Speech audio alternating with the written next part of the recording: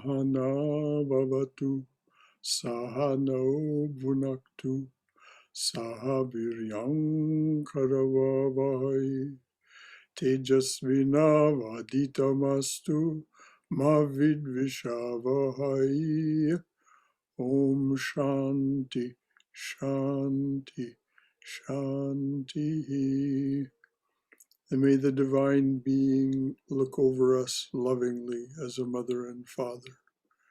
May the Divine Being support and nourish us as a mother and father. May we have the strength and skill to study together the art of spirituality. May no misunderstandings arise amongst us. Om, peace, peace, peace be unto us and to all beings everywhere. So we're studying the book Realizing God, which is a collection of Swami Prabhavananda's talks. We're a good way through his talk on yoga, and we've come to his discussion of the yamas and niyamas. Now, last week we had a pretty extensive and very good discussion about the concept of ahimsa. Now, I'm not inviting us to start that discussion again, although people will do what they feel is necessary, I hope. But I am going to read again what it says so that we read into the other yamas, the restraints. Now, abstention from harming others appears to be a negative observance, but in its positive sense, the meaning is to do good to all and to learn to live in love and harmony with others. Remember this. This is the first teaching of all great teachers. Do no harm. Buddha emphasized it especially. One may say, another hurts me, hates me, did this to me, I will not forgive and forget. Well, such a person can never be a yogi. Love conquers hatred. Swami Vivekananda gave a wonderful interpretation. The test of ahimsa is the absence of jealousy.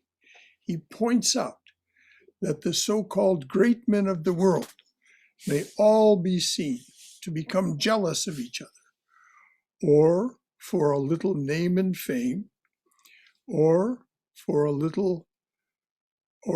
few bits of gold. Such jealousy exists in the heart, and it is far away from the perfection of ahimsa. So that's Swami's discussion of ahimsa. Now he goes on to the other yamas or restraints. Abstention from falsehood means to be truthful in thought, word, and deed. But again, Maharaj, that was his teacher, Swami Brahmananda, but again, Maharaj often repeated, tell the truth, but do not speak a harsh truth that will harm somebody. It is better to keep silent. The Bhagavad Gita says to speak only such truths that are kind and beneficial.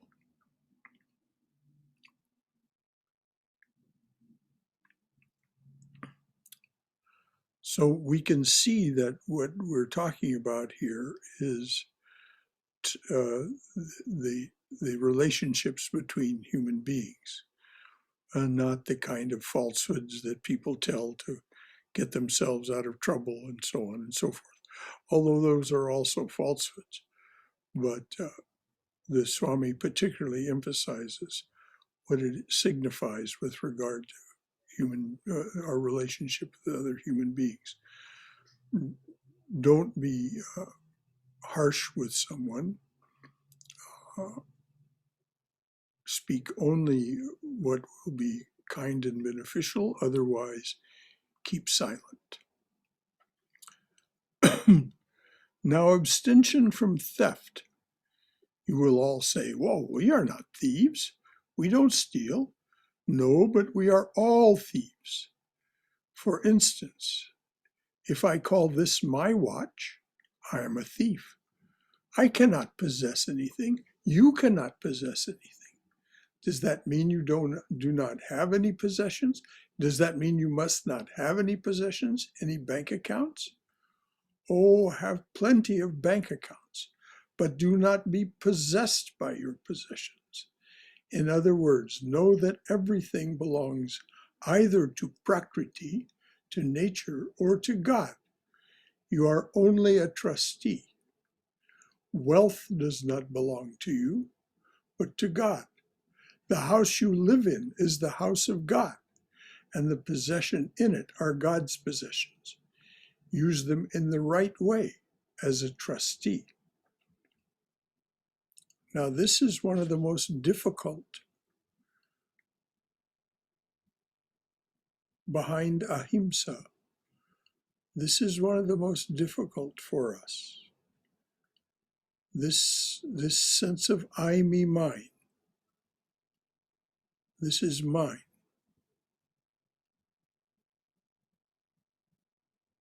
Why is that person taking something? Why is that person wanting something from me? Why is that person not honoring the fact that this is mine? Now, it's a very difficult line to walk, no doubt, in society.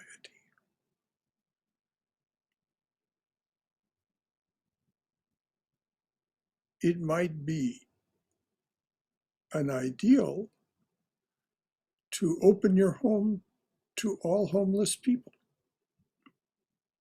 because it's not your home, it's God's home, and those are God. Even as you do unto the least of these, so you do unto me. But this is where we run into this issue of, if you do that, soon there will be no house. There will be no home. It will simply be a chaos. And we cannot make spiritual progress in a chaos. So for the time being, as a trustee, we have to say, I am the trustee of this place, and I need to take care of it so it can take care of me, so that I have the protection I need in order to realize God. The same with money.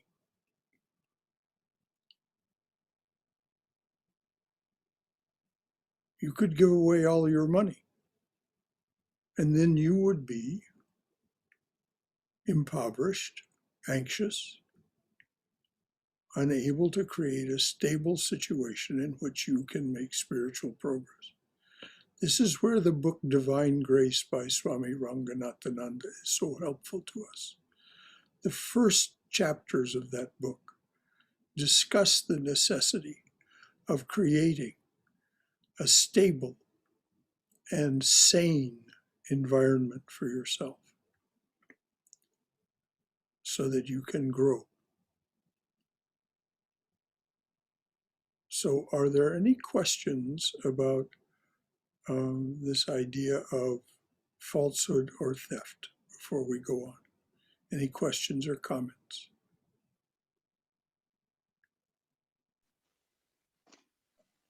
Brother Shankara, I have a comment. Yes. The word trustee is so much better than just to give away all your wealth. This explains better. That means we need to be self-reliant. At the same time, we can be the trustees, not like we own everything in this world. Or No, the Swami starts off by saying, and he was, of course, pointing to, It's wonderful. this is not my watch. Exactly. Right. If I feel it is my watch, I'm being a thief. I'm the trustee of the watch. That, The watch is for my use in being in being timely, in keeping track of time. But it's not mine. And if you have any doubt about whether things are yours or not, just contemplate death for a moment. And you come up to the threshold of death, and you may be surrounded by things that you regard as yours. And the next moment, we're gone. Yes. the next moment, they are left to whoever you named in your will, if indeed you made a will. So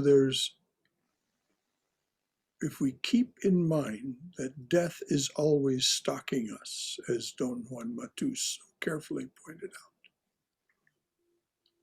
death is always stalking us. Always is.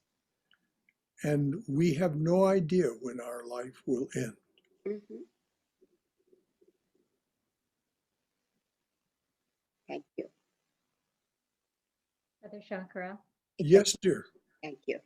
I've recently had some extensive changes made in my landscaping, Uh-huh. and I've been working with with a young landscape architect on this. And she said, "Wow, the next people are so lucky."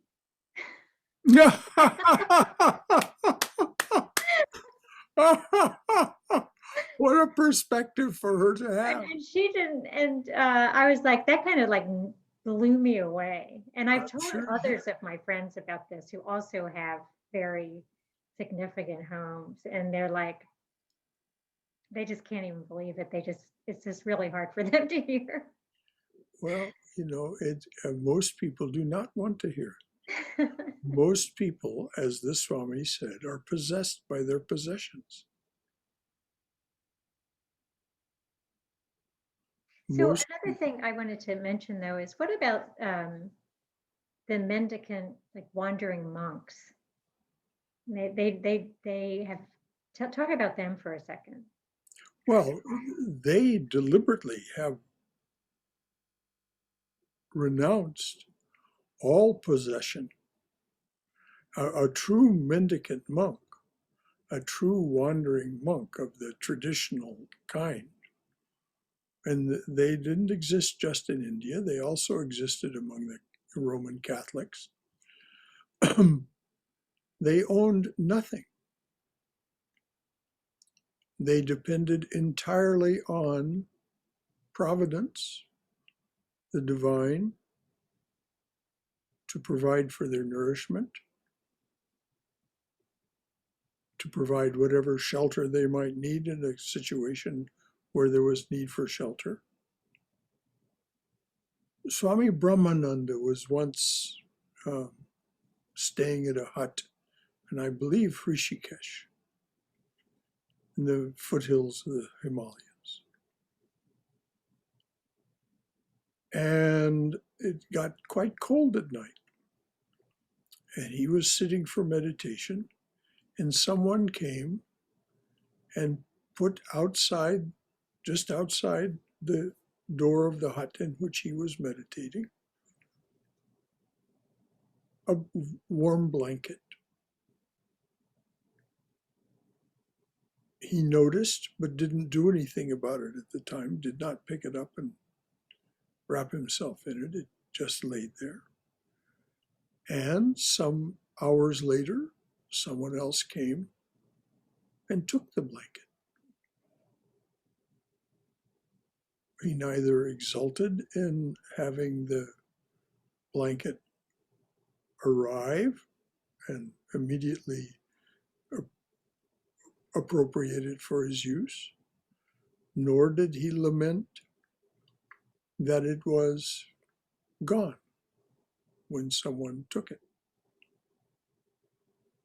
So the life of a true mendicant, a true wandering holy person, is one of utter dependence on the divine providence. We don't know it, but we also are utterly dependent on the divine providence. And that everything that comes into our orbit for which we are a trustee is by the grace of divine providence and karma. Now, if we still believe in the reality of I, me, mine, then it's your karma. But if you believe only in the reality of thou, thee, thine, then it is simply karma. And it comes into your orbit, and you are a trustee for it. And then if it goes, that you don't lament any more than Swami Brahmananda Maharaj did when the blanket was taken. You might even take the attitude that holy person did when they were told by their teacher that everything was Rama, and they were sitting outside and had sliced some bread, and a dog came up and grabbed the slice of bread that had just been sliced. And the person ran after the dog with the jar of butter in his hand, saying, Rama, Rama, wait, the bread has not been buttered. This would be living the highest ideal.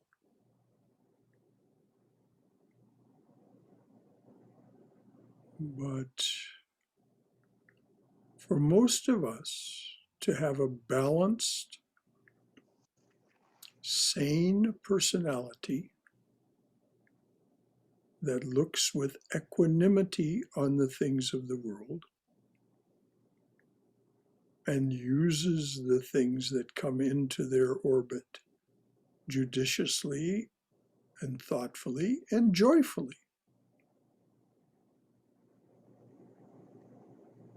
That's exactly according to Swami Ranganathananda in that wonderful book, Divine Grace. That's exactly what you should do.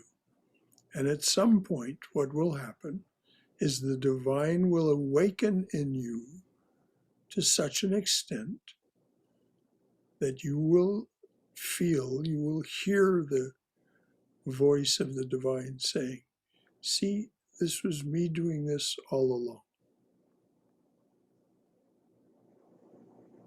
At which point they will guide you into yet a higher way of being. That's the promise of that book and of all the great teachers for that matter. Thank you, Janaki. That was a very good question. Brother Shankara, Yes, Robert. you just made a statement of wisdom and you didn't emphasize it. I almost missed it. And the reason I'm talking about it now, because I think some other people might have missed it, but it explains the whole thing that you're talking about this morning in one sentence. You said people are possessed by their possessions. Yes. For me, that explains the whole thing. Well, Robert, I cannot claim it as my thought. Many have said it. Mark Twain was very eloquent about it. But it definitely is a truth. It is. That's it. Well, my experience of this is when I was a very young man, I used to be very jealous. Mm-hmm. And I learned this lesson through that jealousy, because jealousy is a form of insanity. It's Oh yes. And But when you are there, it seems that it's very appropriate and proper. But once you understand it and come from it, you recognize that we don't own anything. Yes. And much less another person. Yes. Yes. Yes. Much less another person. We are the trustee of the love of that person. And Right. we may be a trustee of the person themselves, in that we give them care and nurture. We may be playing the role of the divine being in nurturing and supporting that person. Yeah, but that's a very That- or difficult that- one to. That's a very difficult one to overcome. Yes, It takes. It. I struggle with that for many years.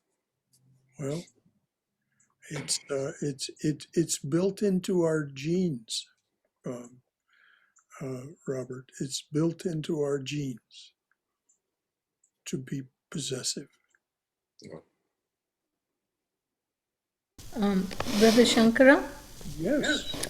Well, regarding this truth, the more we contemplate that there is only one truth, the absolute truth, the more of what we sort of pass off as truth in the transactional realm maybe just perspectives and opinions and colored by judgment and not really truth in that sense. And keeping that in mind may help us progress more in the path of ahimsa. well, it does. And all the other dharmas and niyamas for that matter. But Vivekananda puts a very interesting light on this. He says, we do not move from error to truth. We move from lesser truth to higher truth. You used the word transactional in what you said. That is a way of being, that transactional, calculating way of being. And in that way of being, we have certain rules we abide by. We may be very ethical. But it's certainly, as you said, it's certainly not the highest truth. So I really like from here, there is a real appreciation of what Swami Vivekananda said. We do not move from error to truth. We move, if you will, from lower truth to higher truth. And I think that's a very encouraging and positive way to look at it, and non-judgmental and non-accusatory. So when we find ourselves still doing that in some way, as we sit in the witness seat and we see, my thoughts, speech, and action still show that this aspect is still within the realm of I, me, mine. This aspect of my doing, my thinking, and my speaking. So then we say, well, this remains a lower truth for me. How do I replace that with the higher truth? And all of the teachers have their way of approaching it, as we'll hear from the Swami, of Swami Prabhavananda. Patanjali says, replace lower samskaras with higher samskaras. In other words, a higher but still lesser truth. We don't jump from square 15 to the prize winning square at the center of the board. We don't. I mean, Scrooge did it in one night. That was said to be possible, rare. Most of us, slowly and slowly, my dear, says Swami Sridharananda said. And we mustn't be impatient with ourselves. Impatience is just another way of remaining distracted. We have to be observant and say, all right, what do I do with what I have observed? And that is the true test of spiritual progress, that your behavior changes. Thank you, Swami. Thank you, Brother Shankara. Anything else? All right. So this business of, as a trustee, use them the right way as a trustee, the Swami says. The reason is simple. That's the highest truth.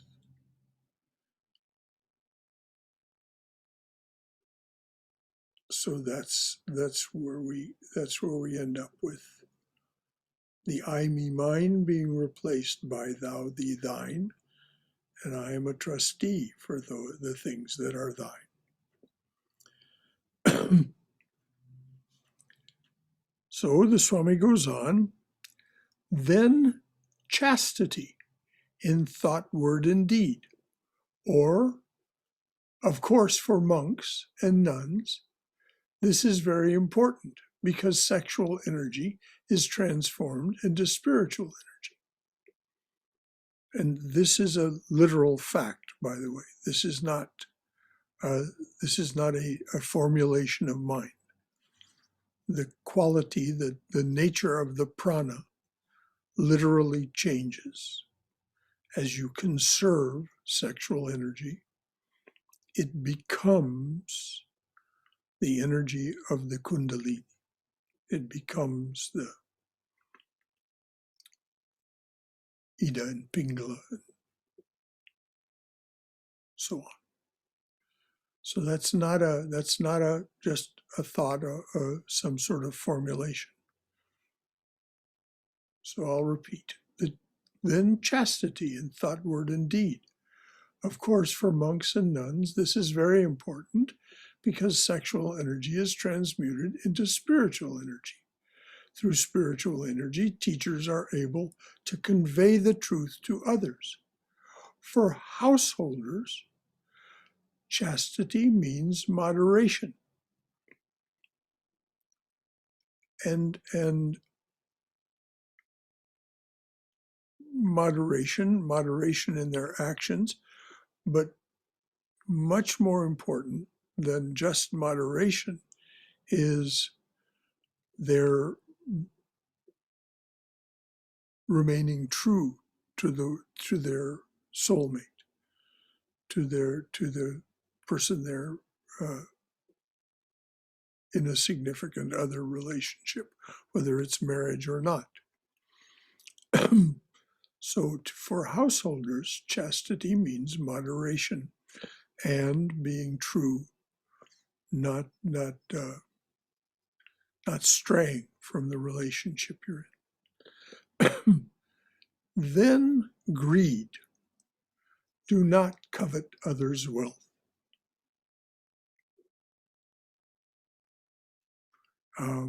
This is another form of jealousy. Mm-hmm. That person has more than I do. They seem to be happier than I am because they have so many things and they're surrounded by luxuries and they can seemingly do whatever they want. There's a great trap in wealth.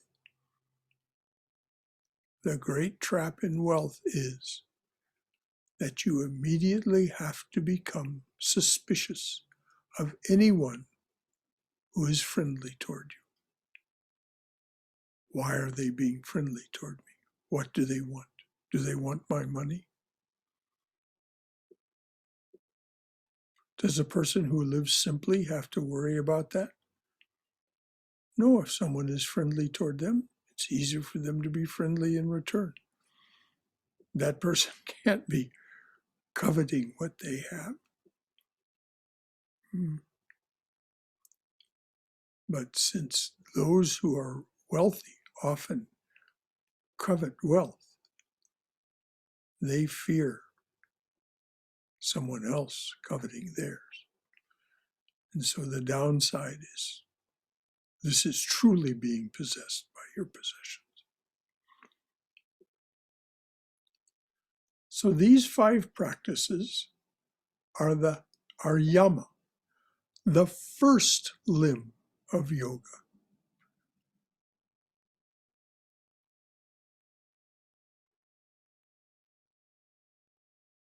Does that mean that you're not practicing that first limb all the way through your practice of the other 6 or 8? No. You continue to practice the yamas until once you have established the divine presence at the center of your being, you don't have to think about it anymore. It simply comes naturally not to do those things. Back to the Swami. Now we come to regular habits, niyama. First comes cleanliness, physical and mental. There is an English statement, and he literally means English among the English people. It isn't just in English. There's an English statement, cleanliness is next to godliness. It is very true. This body is a temple, the body of God. You must keep it clean. It is a very easy task. Simply take some soap and water, and the girls can use a little perfume. There is nothing wrong in that if you consider the body as a temple of God. But if you use perfume to attract somebody, that's different. It's the motive that counts. Mental cleanliness is also very simple in the sense that the moment you sit to meditate, always think yourself pure. You are bathed in the presence of God. Now I'm going to repeat that because however you practice prayer, contemplation, concentration, or meditation, this is the way that you should begin. Mental cleanliness is also very simple in the sense that the moment you sit to meditate, or pray, or contemplate, or concentrate, always think yourself pure. You are bathed in the presence of God. Now, you are always bathed in the presence of God. How can you not be if we take seriously the word omnipresent? If we don't believe that God is omnipresent, God doesn't exist in any real sense. If there's any limitation on God, that's not God. That's something else.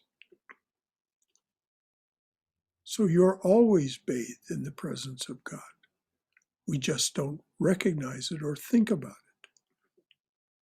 Always think yourself pure. You are bathed in the presence of God. Don't consider yourself a sinner, no matter what you have done or thought in the past. And this, of course, is, the Swami would just absolutely emphasize this in so many different ways. Don't consider yourself a sinner, no matter what you have done or thought in the past. Our Holy Mother said one time, suppose a baby gets in the mud. Suppose a baby gets in the mud. What does the mother do? Does she throw the baby away? No, she cleans the baby and takes it on her lap. Is not our God more than our mother and father? Do you think that he looks at our sins or cares for our impurities? That doesn't mean we should sin, but you see what you think you become. Remember that. Think yourself pure, pure, pure, and you become pure. As Sri Ramakrishna said, the rascal who thinks he's a sinner becomes a sinner.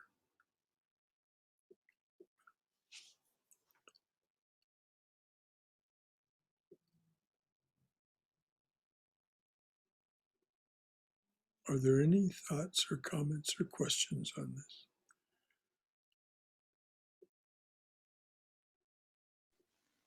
Because this is where we trip ourselves up so often.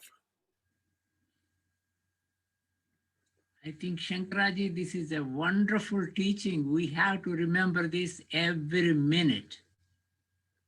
Yes, Balaji, you're absolutely right.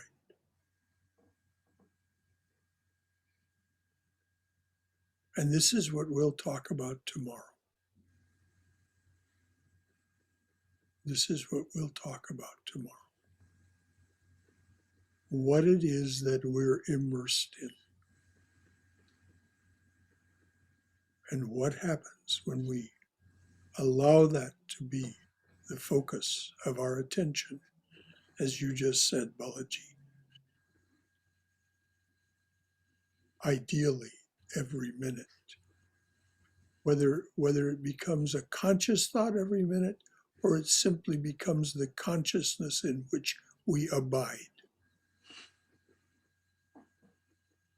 Which, of course, that is the ideal.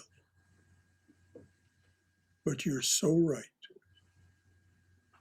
Why is it, Balakrishna, why is it that this is such a strong feeling for you?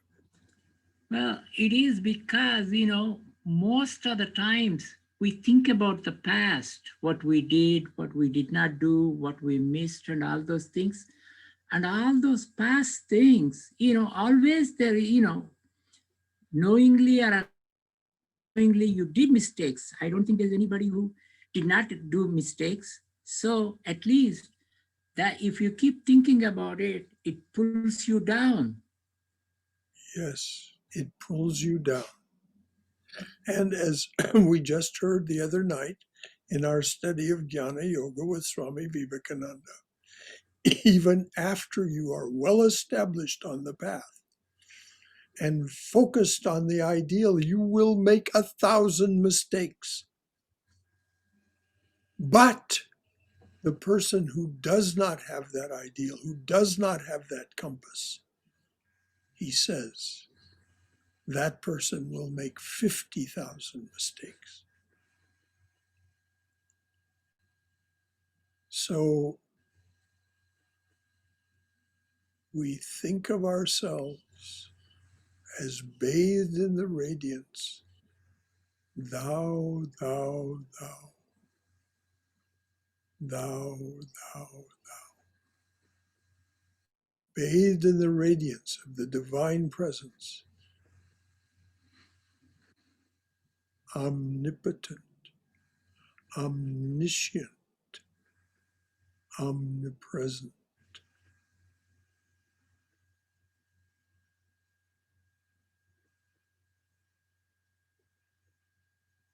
Omnipotent, omnipresent, omniscient. That is what we're immersed in. And that is our true nature. Did someone else want to say something? Brother Shankara, Yes, dear. what's the difference between mistake and sin, and what is sin anyway? I've asked in other places and I never got a satisfactory answer. The word sin means missing the mark. If you're engaged in archery and you draw your bow and you release the arrow and it doesn't hit the bullseye, the ideal, you have missed the mark. How close you came to the mark, how close you came to hitting being in the ideal, has to do with your skill and your ability to focus your attention. It's exactly the same truth in spiritual life. The wonder in spiritual life is that once we have established, once through introspection, through being that witness presence, we see that at our core is the divine being, thou and thou alone. Then we don't have to work so hard at it. We, in a sense, we hardly have to work at all. But sin simply means, and so there is no difference between the word mistake and sin and missing the mark in that sense. We do these things because we remain ignorant. The depth of our ignorance will govern the level, the type, and seriousness of our missing the mark, of our sin. The more ignorant, the more serious the error. Because they're mistaking what they're grasping for or pushing away from. They're mistaking that for what will truly make them happy or not cause them pain.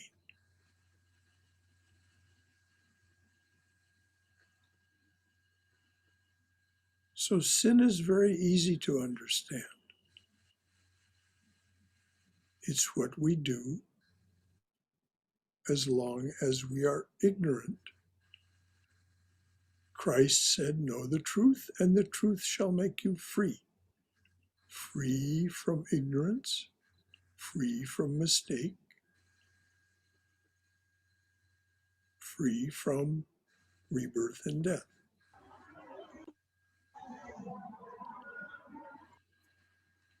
Is that Thank you. Yes, Brother Shankara, thank you. anything else? Shankaraji, Yes, dear. remember, I know Vivekananda, I don't remember exactly where I read this. He says, anything is a lower truth which disturbs your mental peace. In other words, the minute you start agitating, that is a lower truth which takes you away from your spiritual practice. Yes. Anything that keeps your mind calm, and that is the, it takes you, more uplift into your, spiritual practice. Yes. Well, what is our spiritual practice? To abide in the awareness and the consciousness that we are immersed in the divine presence, and that divine presence interpenetrates us and is our very true and original nature. That's the deepest spiritual practice that will lead us to freedom. And as you just pointed out so beautifully, anything that causes a whirlpool of vritti, what does a whirlpool do? It pulls you down, as you just said. So anything that disturbs your mental peace, this is why the prayer, may you have peace of mind. May you have peace of mind. And as long as we're focused on those things that give us peace of mind, and this image has been used before. The world is going to give us blows. There's no two ways about it. Being embodied means being, as St. Thomas Aquinas says, you have to get adept at ducking. Otherwise, you will receive a blow. Now, the image that's been used is one of those tall, 5 feet tall, plastic clown dolls. They're weighted at the bottom. So if you bat the doll, it goes wah, wah, wah, wah. How quickly do you regain your center? How quickly do you regain your center? Vashishta wept over the death of his sons. Do you think that he wept for months? No. In his grief, he may have wept for some time, some days. But you can imagine that he regained his centeredness soon. So we will receive blows. We will be assailed by the things of this world. Brother Shankara, Yes, Robert. I agree with everything that's been said about sin, but there's another level that I have found that's not as clearly defined. It is that, and I found that what I consider is this helped me. What I found is it's not the act that makes a thing a sin. Mm-hmm. It's the intention. Yeah. Because many times you intend to do the right thing and it turns out to hurt someone or be a negative thing in the end. And you go and beat yourself up about it. But if your intention in the beginning was to do good and it turned out not doing good, it's just a result of your ignorance. Yes. Exactly. So in my meditation every morning, in my prayers beforehand, I ask God to forgive me for my ignorance and please replace it with your knowledge and your wisdom so that I can do your will. Yes. There's a great poem by St. Teresa of Avila that says she was walking in the streets feeling sad. And it was a dark street. And coming toward her was a monk with his cowl over his head. She could not see his face. She couldn't see anything. She could only hear him saying over and over, "Dear God, tell me everything you know. Dear God, tell me everything you know." And she said, a great joy entered my life that day. And this is exactly what Sri Ramakrishna did. And I'm just celebrating, Robert, what you just said as your morning prayer. Sri Ramakrishna said, I have no education. I have only the fact that I said to Mother, Mother, tell me everything that's in the Vedas, in the Puranas, in the Tantra. Tell me everything that's there. And she did. So his prayer was identical identical with that monks that Saint Teresa of Avila heard. Dear God, tell me everything you know. Now, of course, we couldn't begin to hold it all, but what a prayer, huh? You're certainly going to be a hell of a lot better off than you were before you asked. So yes, what a way to start the day, Robert. That is great. Thank you. Brother Shankara. Those who have ears to hear. Yes, Vijay. Speaking of sin, just like Swami Vivekananda ji said, we go from lower truth to the higher truth. Same way, regarding sin, the word sin is a downer. The word hate is a downer. There is no place for me to have the word hate in my life. We end up using a colloquial expression, oh, I hate broccoli, I hate something. There's no hate.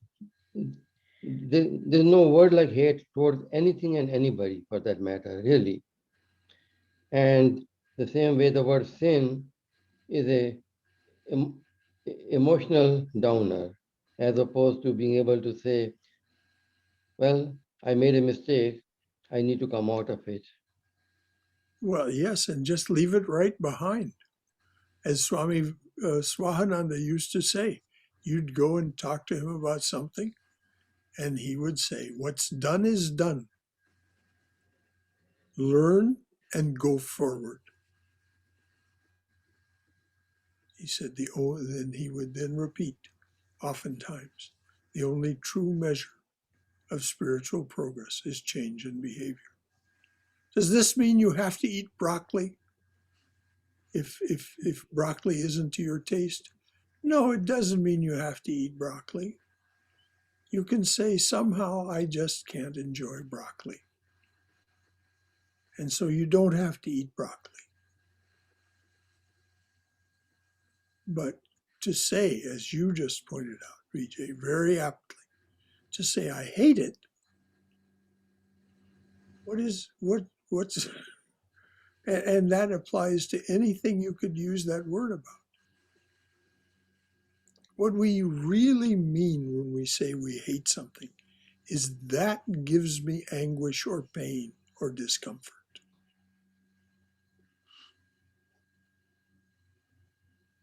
Now, there are going to be things in this world that give us anguish and pain and discomfort.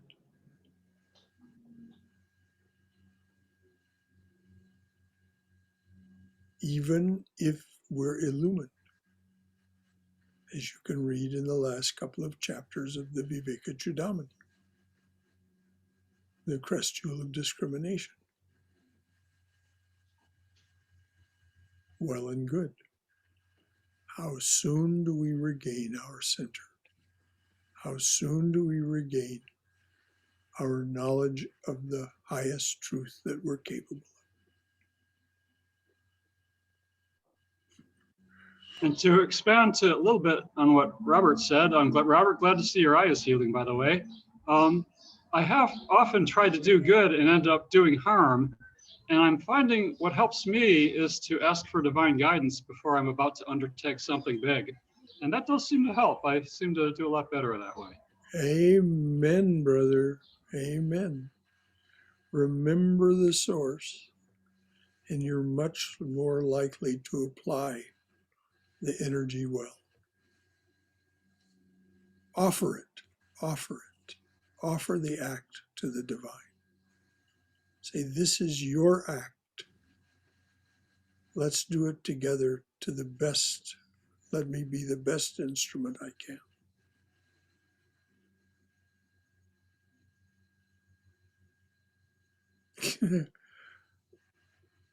You know, we were talking about the Lord, tell me everything you know. The great comedian Richard Wright said, you can't have everything. Where would you put it? Just love that. But some people still try. Oh yeah, oh yeah, oh yeah, they sure do. Anything else from anyone?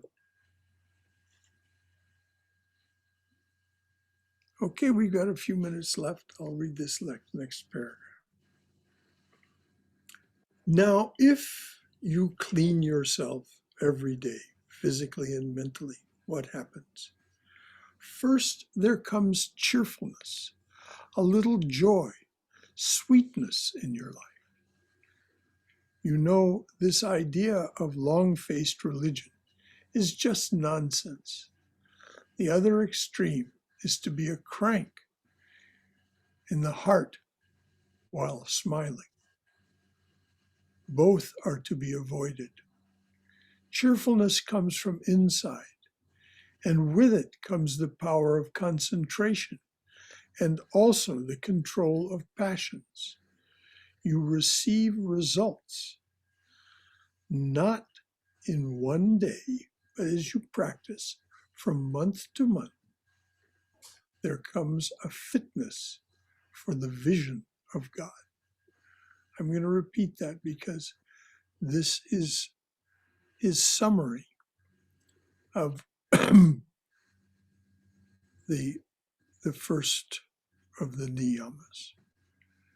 Now, if you clean yourself every day, physically and mentally, what happens? First, there comes cheerfulness, a little joy, sweetness in your life.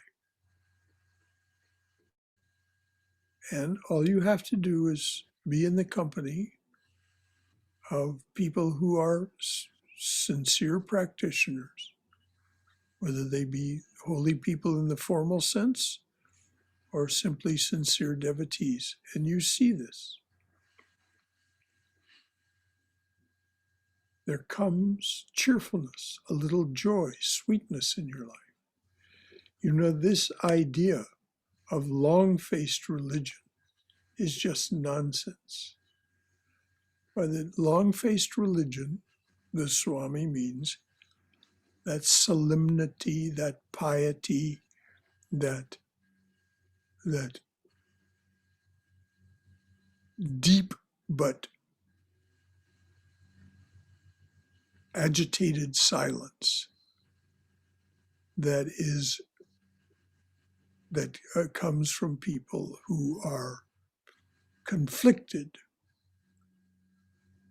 but pretending to be religious or pious.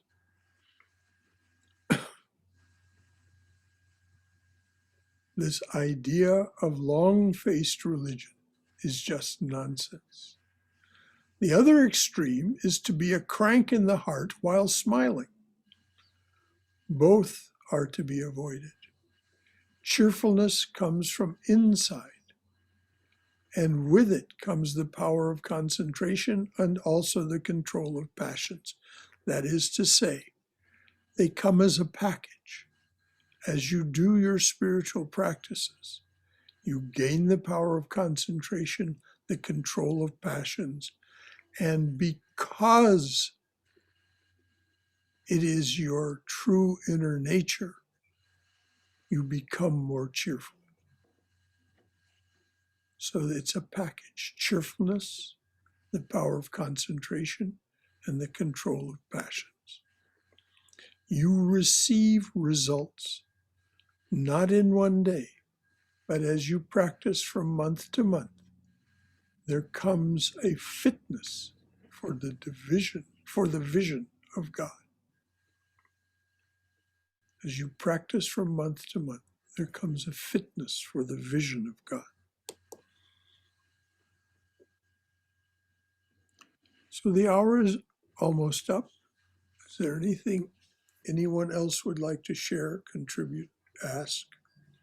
Anything at all? This has been a lovely discussion.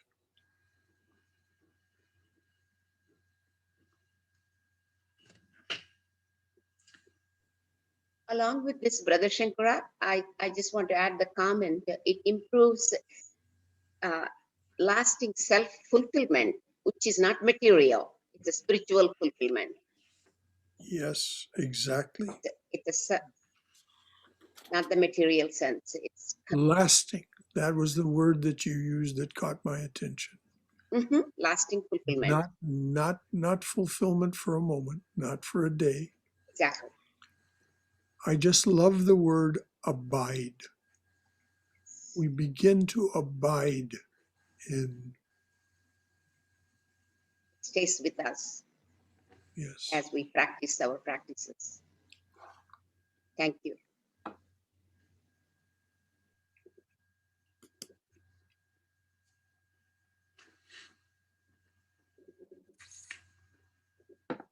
I'm going to read you something that was written yesterday, and then I'm going to give you a commercial for tomorrow.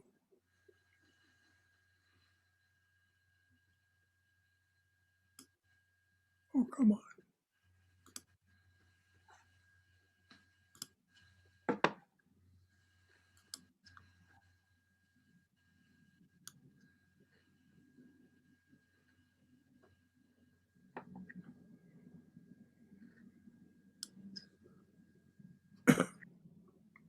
This is called Good Friday Tanka.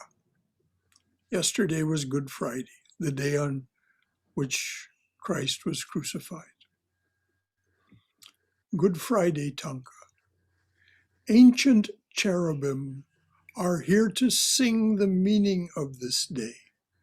Their hymns exult with love and joy. His sacred sacrifice is done.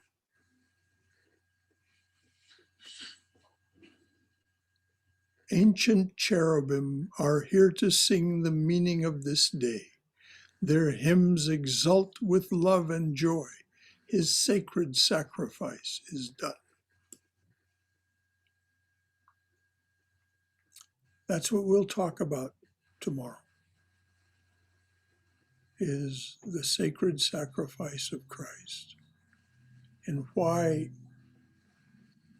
it was completely natural. It was completely one with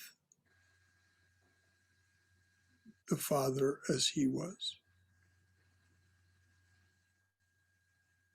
And what the significance of that sacrifice is to us. The great sacrifice of Christ's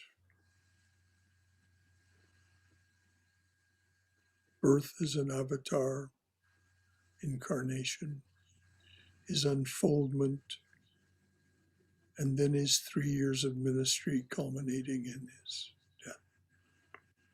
And the title of tomorrow's talk is Father, Forgive Them. We were talking about the idea of sin. Well, we'll hear from some saints, followers of Christ, about the nature of the divine presence as it expressed itself as Christ, and what that meant to them. Any final thoughts or comments or questions from anyone? Well, the only thing is, I love the metaphor mother used, when the baby get dirty, do you throw away the baby? That's Yes. a wonderful metaphor. Yes, these simple, homely metaphors of Thakur and Ma. These village people. When the baby gets muddy, you don't throw away the baby. You clean the baby up and you take it on your lap. And along those lines, now that we're kind of thinking of Christ, I don't remember Christ actually saying, "Ye are vile sinners" or anything like that. It seems like that was invented later by other people. But I don't remember that coming from Christ himself. Not in the least. No, just exactly the opposite. He said, if his disciples asked him, if people ask us who we are, what do we say? He said, tell them you are the children of the light. You are the light. I like that. Children of the light. That's a good one. Yes. Heirs of immortal bliss, as Vivekananda put it. Anything else, dears? Actually, that reminds me of, M, after his meeting the first time after that, he fell in love with all the singing and all those things of Ramakrishna. And before he leaving from the place, he asked, do we have any more singing for this tonight? And Ramakrishna says, no. And then he says, come to I'm going to, I forgot whose house he's going. Yes. Come to that house, you can enjoy all those things. Then, M says, well, maybe they are, I don't know who they are. They might be rich, they may not allow me. Then Sri Ramakrishna says, just tell my name, somebody will come and take you in. Yes. You're so right to catch that. This is having ears to hear. Just say my name and someone will take you in. Yes. Beautiful, Balakrishna. I'm so glad you said that. Thank you. This is the power of the divine being. Just say their name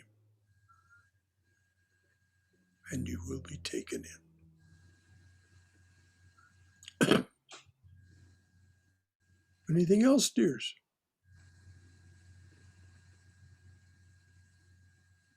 All right, I'm going to leave you with just this one simple prayer, which Vivekananda said, if all of the other scriptures of the world were lost and only this remained. Note his words, if all the other scriptures of the world were lost and only this remained, we could begin again from here. And so the prayer is, blessed are the pure in heart, for they shall see God. Jai Shri Guru Maharaj Ji Ki Jai. Durga, Durga, Durga. May you be safe. May you be healthy. May you be cheerful. May you have peace of mind. Go forward in the loving and protective embrace of the divine presence. Until we see one another again, what a joy to be with you. Hari Om. Hari Om, Hari Om. Namaste. Thank you. Hari Om. Bye. Bye-bye. Thank you everyone for sharing yourself.